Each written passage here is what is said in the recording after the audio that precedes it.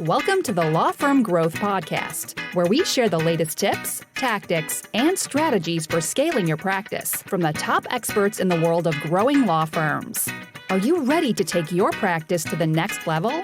Let's get started.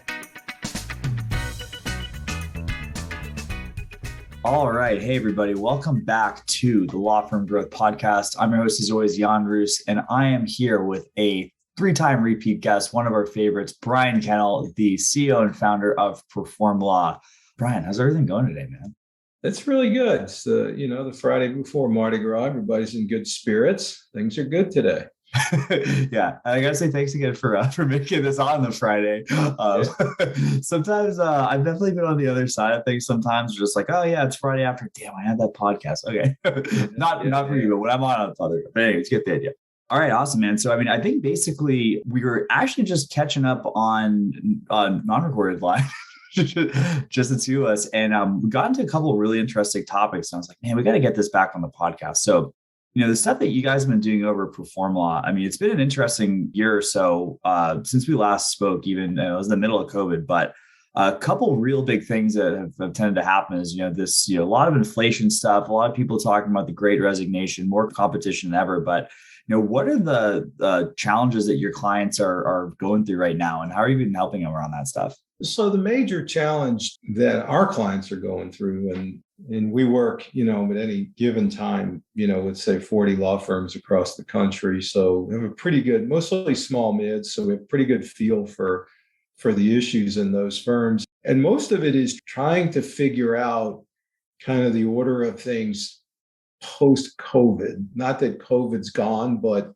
people are generally trying to figure out if they're going to have a remote strategy, whether they're ever going to get people back to the office, whether they're going to have a hybrid approach, what's the overhead model going to look like? And then you put on top of that, I think I've read somewhere in January, there's a need for about 12,000 attorneys nationwide. There are, about 12,000 open positions. And we actually hired, the legal community actually hired 300 less people in December. And so when you kind of look at that, you say, okay, we have a huge need for lawyers and we're not able to find them. Everybody's sort of looking at us saying, where'd they all go? Did they all just go to a different planet? Did they all just go to the islands and decide they didn't want to come back? So a lot of sort of the conventional norms that were just sort of what people could count on back in 2019 somehow just don't exist really anymore. And, adapting to that's been really difficult. So those are the main challenges. How are we going to staff it? Are we going to have sort of a fixed place where people come? Are we going to go remote? Should we go hybrid? Are we got a long-term lease? So it's all that kind of stuff. Yeah, and I can definitely start to see how those things are all kind of interconnected. But let's start with kind of an easy one. As far as the firms that are hiring that you're helping out with, do you think being able to offer remote or hybrid is like a key consideration for the person who's looking to secure a job at a law firm these days? Is that a must-have? Yeah, I think it's an essential, honestly. I think the days of, especially as you get more into the larger cities where, the cost of commuting and time and the rest of it and mass transit, I think it's an absolute have to have. You have to be able to offer remote opportunities. Yeah. And it's super funny too, because we've always been remote here at Casefield too. And like that used to be a huge benefit when we were going on the job boards. Like, we were able to work with stay-at-home moms and people who had different concerns with people at home. And like that used to be a huge benefit, but it's kind of just become table stakes in the last little bit. Yeah, it is table stakes. And some people are being really stubborn about it. It's almost like, hey, we've got this long-term lease on this 2 floors of office space. Doggone it, we're going to use it. Yeah.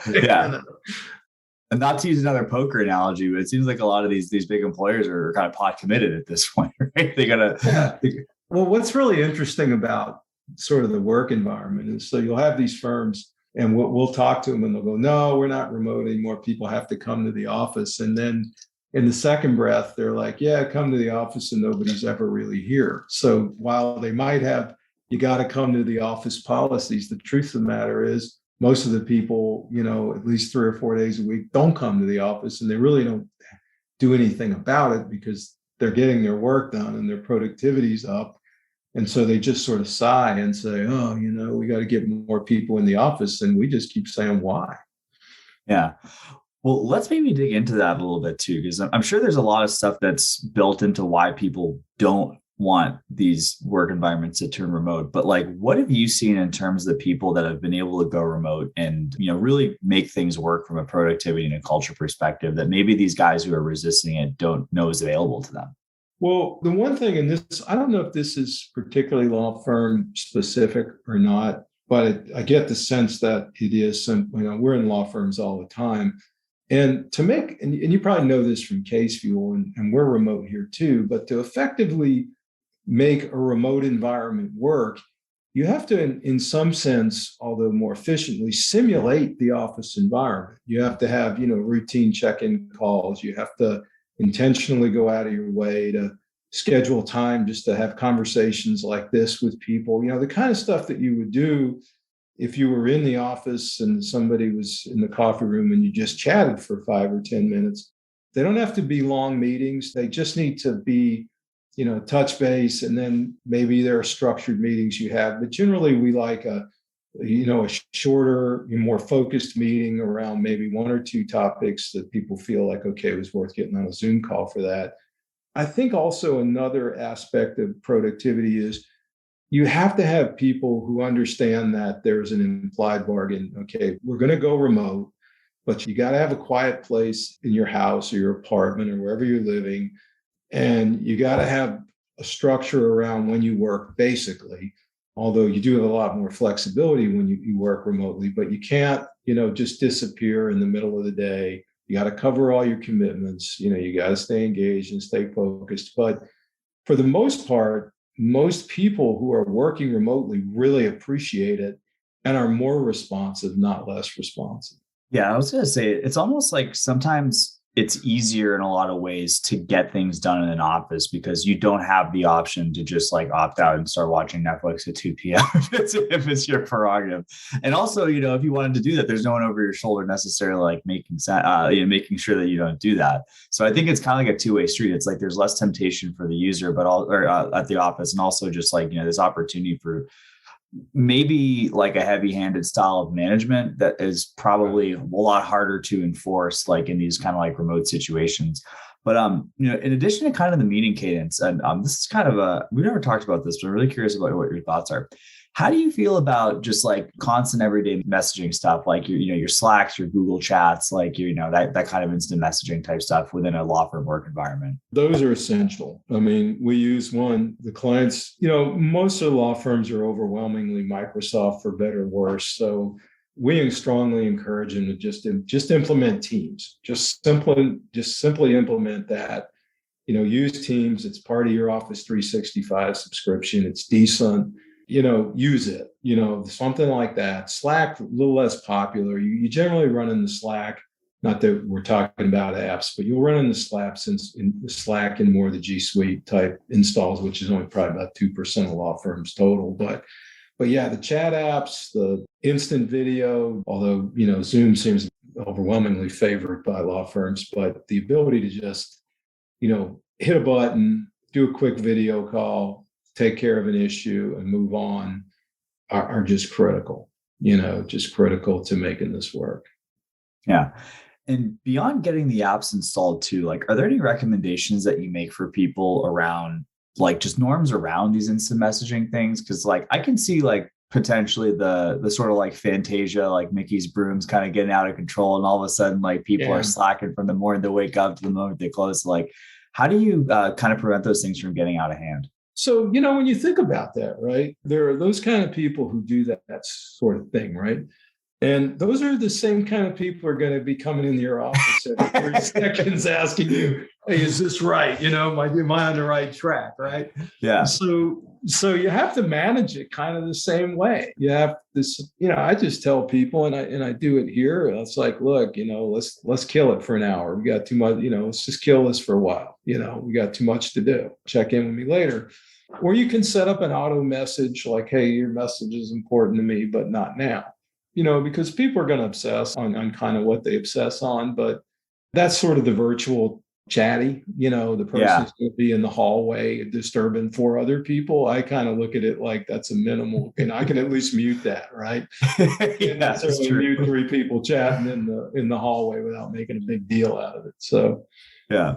So expectations, yeah, I guess it all kind of boils down to, the real interpersonal skills, depending on, regardless of how people are going to find their way to weasel it around the system. Yeah. I mean, you still have to deal, that's the one mistake I think, Jan, that why so many people are slow to, or not so many, but a fair number of people are slow to adapt to this new environment is because they lack the interpersonal skills, honestly, when they're in person. And so I was talking to a senior partner recently, and he's complaining that, people need to come to the office. And I'm like, well, every time I've ever seen you, you've had your door closed. I said, so what's the difference, right?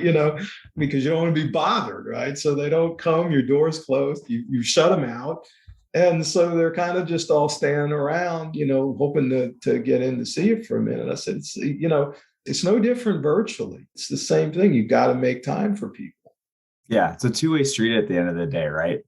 Yeah. And then you have to bring people along. I mean, you have to be willing to say, this interruption was a really good interruption. I appreciate you doing it. This was valuable.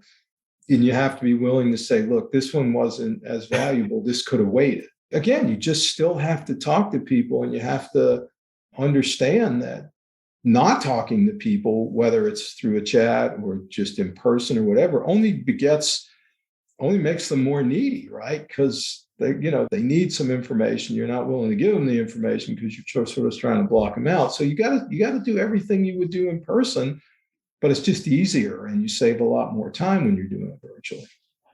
Yeah, it's kind of making me think back to marketing in general as well, too, because it's just like a lot of the times, too, it's like people come up with these extremely elaborate, and again, like with everything being remote now, there's the opportunity to do this in like within the office as well, just like the backflips and all these crazy moves that people will make just to avoid having one difficult conversation, or to say, hey, I'd like you to take a kick at this problem before you ask me next time, or bring me a solution next time I get a problem.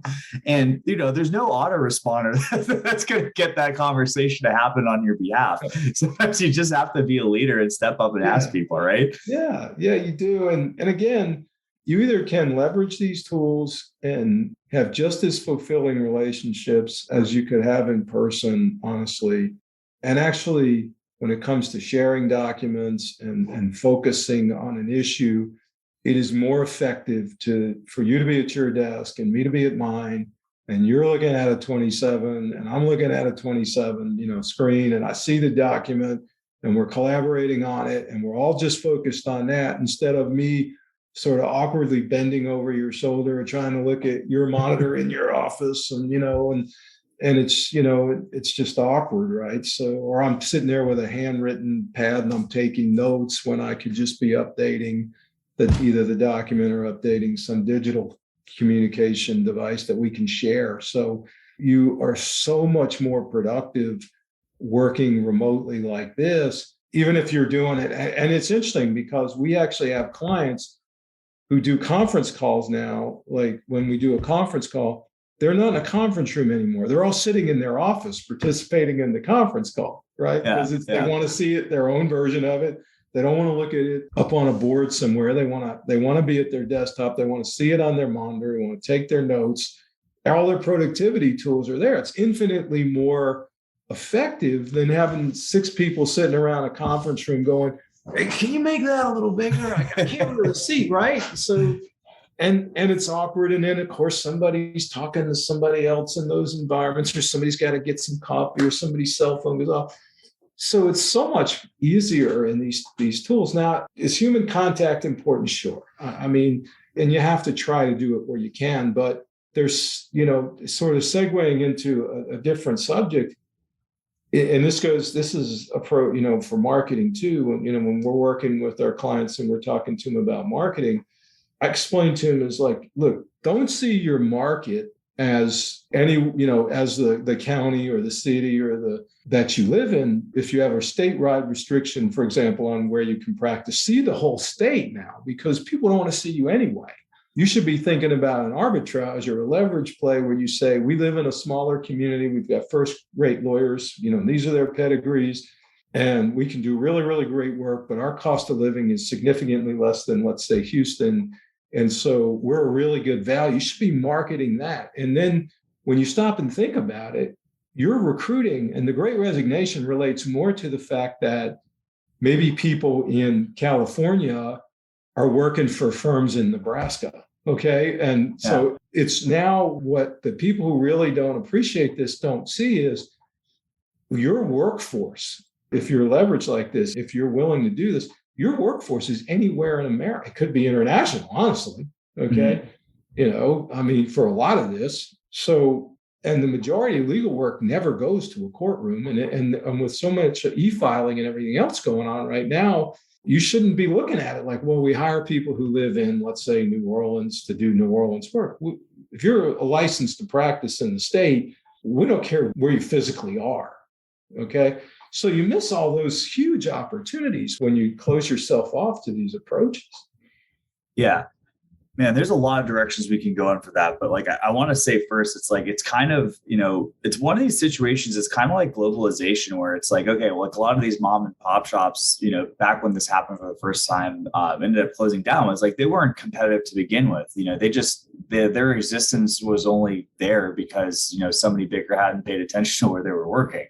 And I think for the people who have a truly competitive offering, there's a huge opportunity. As you think about it, if somebody's like, a deep specialist in, some specific type of family law or like child custody or something like that, the best option for people that don't live in a major city that they're located in is probably a general practice who does this once every, 24 months. So I think there's a huge opportunity for people, and obviously, within the realms of what's permitted for your state practice area. But yeah, like I think there's people who are going to be on the other side of that. Whoever's still running a general practice these days, it's I think the writing on the wall for that stuff. I don't know why you would limit. To me, why limit yourself, right? I mean, I just look at our situation, but also with clients we work with. Pre-pandemic, I don't know, maybe we had 15 clients, 20 clients we were working on at any given time.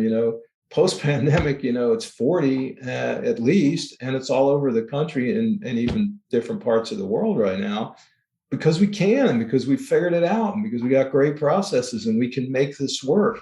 The same thing is true for a lot of legal work, man. It's a lot of legal work is not that jurisdictional. Now, some of it is, some of it helps if you're mostly litigation, obviously, it helps to be in that jurisdiction because, the judges and all that stuff. But there is a ton of opportunity out there. And so I think that firms are sort of missing that when they continue to define themselves narrowly to, some sort of geography that includes, 3 or 4 zip codes, Yeah. I think there's also sort of like potentially a justification going on with people that's like they're more inclined to believe that the physical presence is important where they're committed from a capital perspective to some crazy office lease. So it's almost like people, I'd say it's probably a safe bet that a lot of people are trying to rationalize that stuff. But yeah, I think the opportunities for anyone who's ready to open their eyes to that stuff is huge. But on the flip side, I think it's also super interesting, just those kind of, one world dynamics as far as the hiring market as well. And, I think one of the things I'd love to ask you about is just basically, I feel like the lines are changing on what people require a law degree to do within a law firm. Like, I think, if we look 10, 20 years ago, that people would want somebody with a JD just to be able to answer the phones. But, there's people who are getting really fancy with non-attorney closers, all kinds of roles. Like it's really interesting. So like, how have you seen that been changing the last little bit, Brian? Well, the boundaries are starting. Well, what is the cliche? Necessity is the mother of invention or whatever. Yeah. I mean, just had this conversation last week with somebody and I said, look, if you can't find the lawyers, then automate part of the process and don't use lawyers on that part of the process. Start thinking of it differently. So when it comes to technological opportunities coming on where pieces of cases now are being automated. There are outsourced opportunities where, I've seen a flurry now of firms doing just say discovery, and they're doing it all over the country. And And then I've seen this flurry of people that are not attorneys. Maybe you have one attorney and maybe you have 5 non-attorneys, right? So when you need the license and you need that, people are going to innovate. You're just going to get left behind. You can't first of all, the clients are now getting used to a more, this is kind of, there are a couple of things that are happening here. And this is where you're going to get left behind if you're not paying attention. The smart firms that are more progressive on this stuff and more open to it and are automating what they can. They're using different staffing solutions everywhere they can. Okay. And they're remaking their overhead model that is not so capital intensive, the bricks and the mortar and that kind of stuff. And they're able to compete and make profit at maybe a rate structure that you can't because you won't innovate. Okay. Right. So maybe just on a lower end, let's say somebody's charging $200 an hour.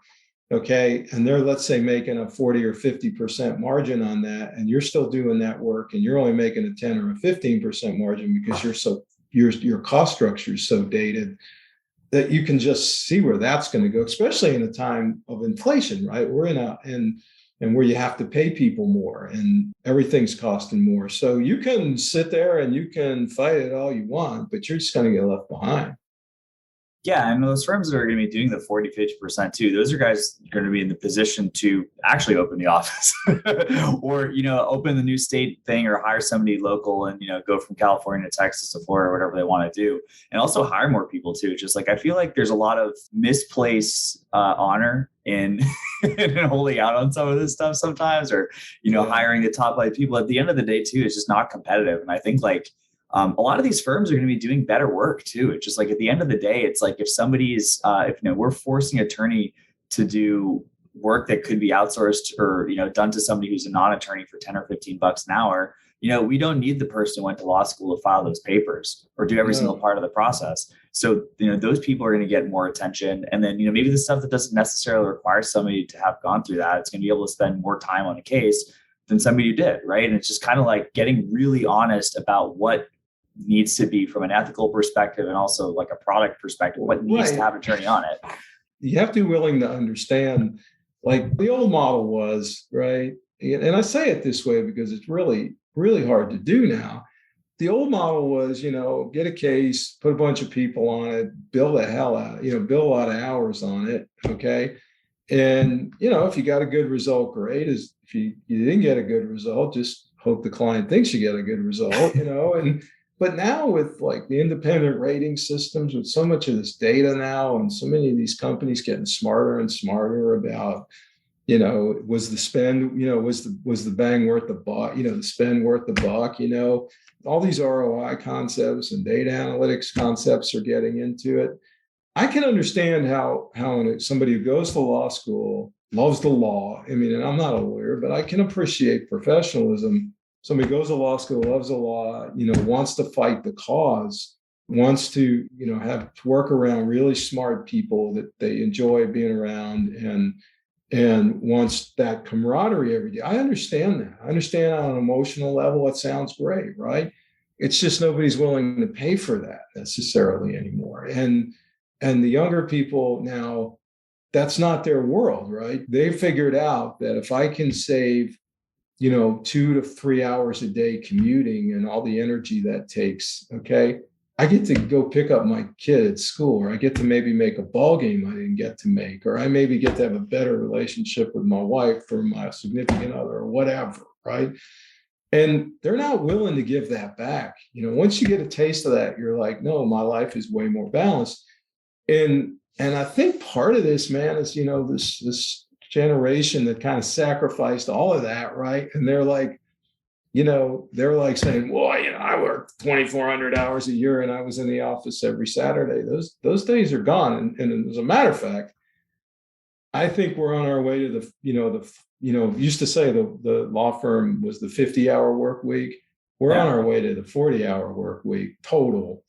And really what we are doing right now is we are remaking the law firm into the 4-day work week. Ultimately is where this is going. And this generation that is coming up now, I don't know if they're doing it consciously or not, but that's what they're driving towards. And they're willing to accept the financial consequences of that.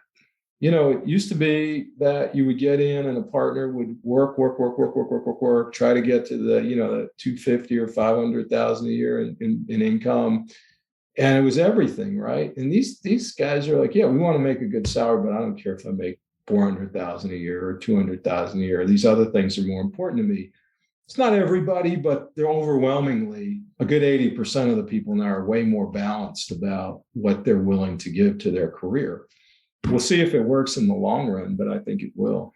Yeah, no, it's interesting. And I mean, I guess there's kind of two ways to really approach this. And like one would be, okay, if we're trying to increase the amount of billable hours, then we either have to hire more people, which seems more difficult now than it ever has been, or kind of rearrange where we're deploying those hours, or maybe even kind of change the model. Like, have you seen anything in terms of like tipping the classic retainer model on the head, or anything interesting that you guys have seen with your clients or anyone else that's, kind of more on that? More on the pricing. Yeah. And that kind of stuff. Yeah. I mean, look, the hourly billing is still overwhelmingly, at least in our world, the model. Okay. And there's a lot of reason for that because, the larger, some more sophisticated buyers have spent lots and lots and lots of money on how to manage billable hour environments. You know what I mean? So the clients are really pushing that. I mean, so that I don't think is going to change necessarily anytime soon. But what I think is changing is the workload distribution and the staffing structure. And what is really difficult, as you point out, is let's say to make $1 million, we used to need, in profit. Let's say we needed, I don't know, just to make it easy math, we needed 8 lawyers to produce $1 million in profit. Now maybe we need 12. We still make the $1 million. The capital cost is more, but we still make the $1 million. And so we have to grow. We have to grow, and we have to, if we're trying to do that, rather than just make less money. So that's one aspect of it. But as far as like flat fee models, where you're seeing flat fee models and retainers and things like that, in the places you've always seen them, right? Estates, loan closings, real estate, stuff like that. You've always seen it there. Obviously, on the plaintiff side, that's all it is. Some of the lower end insurance work. Sometimes you'll see, some of these what they call collared fees or cases with success fees, where you'll work, and then if you get a certain result, you'll get paid hourly up to a point, and then you get a piece of the case. But no more, honestly, than normal, honestly. And I've read a lot about that. Everybody keeps thinking like that's going to be. You hear it all the time too, but just like, it's one of those things too. It's just like, I wonder if it's the people who are like, putting out like the credit card processing companies that are making it seem like everyone's doing it. But at the end of the day, you're exactly right. I think everyone talks about it. Like, well, and I think for a long time, for example, people talked about like going to the cloud, right? Oh, you got to get in the cloud, you got to get in the cloud, you got to get in the cloud. And then the pandemic hit, and everybody who was talking about getting in the cloud, we really need to be in the cloud, and so they're all kind of racing to do it as if it was just invented 2 years ago, right? And so I think it's going to have to be pushed for the pricing models to change, because right now it's just about managing the cost of the unit. Okay, is predominantly how the clients are managing their legal spend. Okay, and I think they're going to have to drive that change. Okay. And there are a few clients that we have that have pretty sophisticated clients who have them on a per case, so you get paid so much per case. And then if it goes into litigation, you get another bump. And there's some of that. And those are really interesting. And those can work really, really well. And we actually work on those pro formas for those clients when they have to price and reprice those things. But that is maybe 2 to 3% of it. Overwhelmingly, it is still hourly, except in, like I said, in the estates area, real estate, things like that, where it's a little bit easier to price on a per transaction basis. Yeah.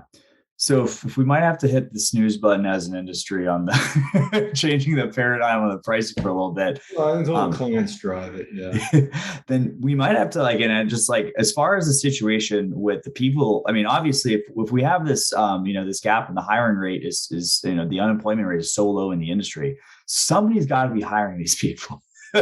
So what do you think the firms that are attracting the best talent are doing differently than the people who are wondering, whether the neutron bomb went off at law schools around the country? Well, we actually spend a lot of time with our clients in this area. And we actually, this is a shameless plug, I guess, but we developed something we call the attorney relationship management system. You literally have to manage your lawyers like you manage your clients. Okay. And you got to create the right culture. You got to make sure the work-life experience is right. You got to make sure the pay is right. Everything you would do for a client, to maintain a healthy client relationship, you literally have to turn back around and say, we're going to treat our associates and our key people as if they're clients. Okay. Now, within the context of it, but in terms of the employer-employee relationship and things like that, I mean, it's a little different.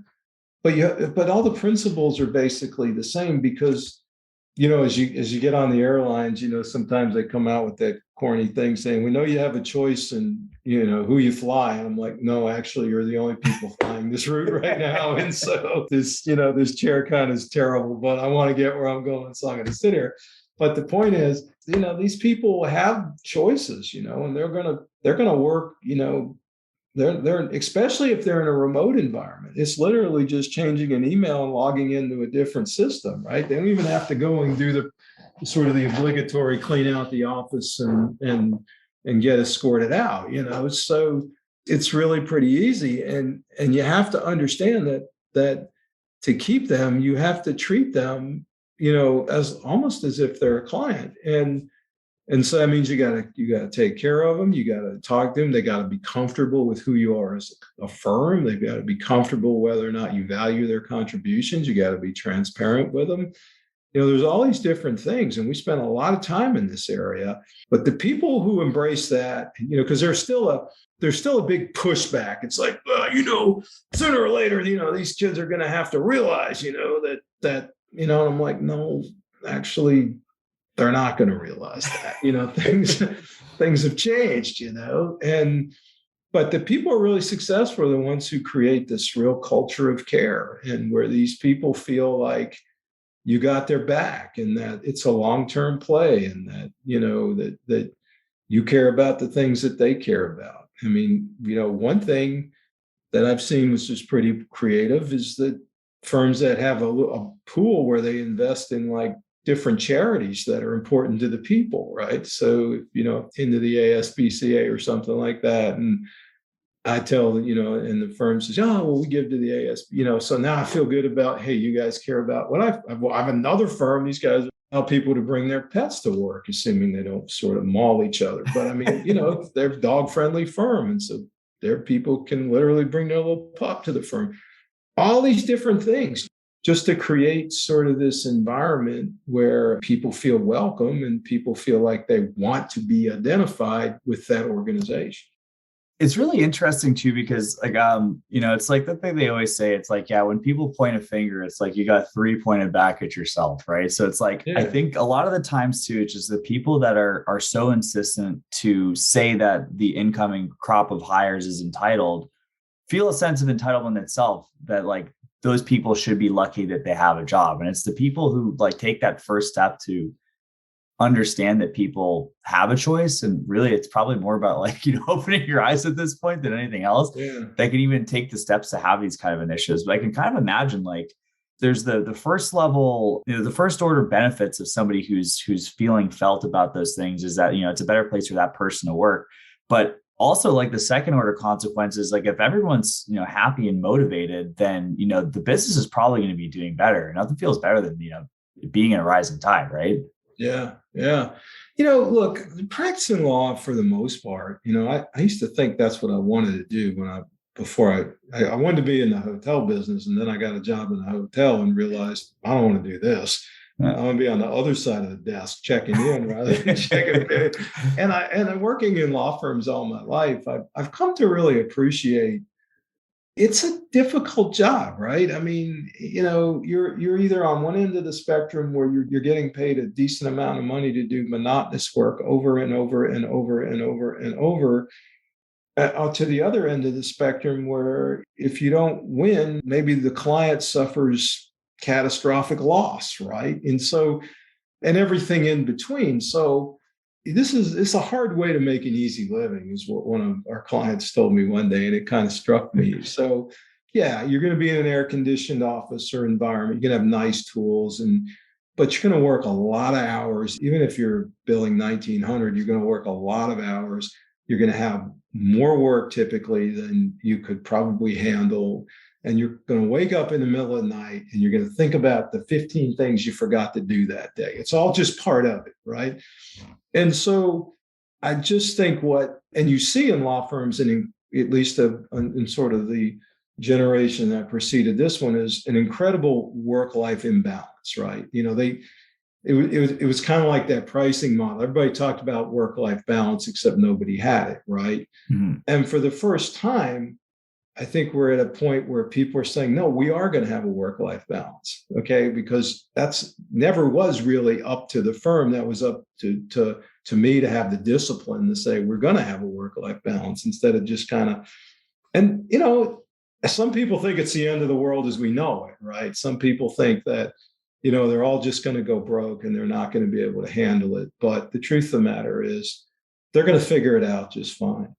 Yeah. Whether they believe it's the end of the world or not, it's probably going to, it's true for both of those people, right? Right. I mean, and I think that the other thing that you have to realize is that, I used to think, like 3 years or 4 years ago, I was telling the thing that preceded this was that there weren't enough people getting trial experience. The number of trials every year were coming down mostly because the people who were going to trial, the larger companies, the volume, were just like settled because they didn't want to deal with the trial. It was too expensive, and by the time you add up the legal fees. So if you can get me out, even if we were in the right, I'll pay, just because I got to get out of this process. So the amount of trial work available for young people to learn how to do trial work has been reducing every year. So all the trial lawyers now, people can actually go to court and handle major litigation, tend to be, in their 60s, honestly, late 50s, 60s. It is not uncommon to have people that work in litigation firms in their mid 40s going into their 50s who have never tried a case. Okay. And so the industry right now, a lot of these industries are holding on. That's why you see trial lawyers going to trial still at 70 years old. Okay. And a lot of them don't want to do it. Okay. Like they're over it, but they don't have anybody else in the firm who can try the case that the client will trust. And the clients have come kind of back to them and said, look, we were loyal to you for all these years. You need to try this case for us. Right. So we run into that in our transition planning service, where people are trying to get out and they can't. And so I used to say, well, what's going to happen is you're going to have 3 inexperienced trial lawyers in Google. They're just going to be, because the analytics now and when you really stop and think about where this is going, you're going to be able to load a fact pattern, and this is already happening. This isn't anything novel. You're going to be able to load a fact pattern into a jurisdiction, and you're going to get back an idea of whether or not, the analytics say you ought to try that case, right? And then you're going to ultimately, when they get really good, they're going to give you a range that you should settle it in. Okay. So, it's like if you watch, it's happening right before our eyes, like in the NFL. If you notice how many coaches this year in the NFL were going for 4th down more, trying to get 2-point conversion, that's because the analytics were telling them that it's a better bet to do that than to take the sure thing. That doesn't always work out, right? And because, you have to look at what's happening at the time, and that's where the judgment comes in. But my point is, technology is going to supplant, it's going to have to, and I don't even want to get into the conversation if it's better or worse. It's just going to be is going to supplant a lot of the knowledge base that we're just not going to have anymore, and you have to embrace that. You can't look at it like it's the end of the world. Email was the end of the world. Fax machines were never gonna take off, right? Yeah. You're never gonna be able to fax somebody a legal document. Nobody even knows what that is anymore, right? Yeah. Email, you're not going to be able to. Digital signature, you're not going to be able to do digital signature. E-filing, you're not going to be able to do e-filing. It all just keeps going, man. Yeah. So you can either accept it and try to succeed in the new world, or you can hang on to the old one and go down with the ship pretty much. I always say, try to drag the best parts of the old world into the new world, right? Try to take the important shit. I'm sorry. That's okay. You can edit that out. We'll throw an E on it. Try to take the important qualitative aspects out of it and say, hey, how can these new tools take this and help me replicate it so that it becomes sort of native to our process and more people can benefit from it. Yeah. Rather than it's all right here, right? Yeah. Yeah. I think that's an awesome place to kind of wrap this up, Brian, especially we're getting until I don't want to be too aggressive on getting close to our cutoff time, but yeah, I think it's a really good place. I think we kind of come full circle. So, the world's changing. It's going to continue to change. You have to accept that things are going to continue to change. And if you don't want to, then you have to at least accept the fact that people you're hiring probably will. So, and honestly, Jan, I think there's a tremendous opportunity for people in your business, because the trouble with your business is there are a lot of people who do it, but there are a lot of people who are still doing the same stuff that they were doing, 10 years ago, right? They just maybe dress it up, throw a couple of buzzwords at it. But so I think as far as quality marketers who understand just how the whole digital space really works and what motivates people to buy and, worth its weight in gold. And that's probably only, in my experience, that's maybe 10 or 20% of you. You know what I mean? Is that can really deliver. That might be generous. Yeah. I mean, that can really deliver on the claims, right? They all claim, 1,000 website hits an hour, or whatever they're going to claim, top number one Google, but it's so not about that. Right. So, and that's a topic I know for another day, but I think if we had another hour, we could talk, eons just about, how you market in this world, because that's changing dramatically as well. Yeah. Maybe let's keep that one for a to be continued. We could get a part two going for this in a little bit, Brian. I think that's actually a really good idea. Okay, so let's to wrap this up, for anyone who's been enjoying this conversation, do you guys have anything new going on the site? Any cool stuff going on, content, stuff to subscribe to, that kind of thing? Yeah, man. We have two, I don't know how new they are, but they're constantly growing. Subscribe, come to the website, performlaw.com, and go out to the resources page, and you're going to find a lot of these editable PDFs. So a lot of the process that we have, we've just been sharing. I mean, we just have someone who, whenever we come up with a neat utility or something like that, or some kind of thing, we have somebody who does nothing but just turn it into a template and then make it editable PDF. And that's all free. You just go out there and get it. Yeah. And it's kind of funny for the listeners. I know we didn't get into it too much because we were talking about stuff from more of like a macro perspective, but Brian's content, the stuff his team's putting out is super process driven, super awesome for anyone who really wants to get into the nitty gritty. So I would definitely recommend anyone who's, resonate with any part of this conversation and definitely check that out. So, all right, we'll get that stuff in the show notes. Brian, thank you so much for coming on. And for everybody else, I'll see you guys next Tuesday at 8 a.m. Eastern on the Law Firm Growth Podcast. Thank you for listening to the Law Firm Growth Podcast. For show notes, free resources, and more, head on over to casefuel.com/podcast. Looking forward to catching up on the next episode.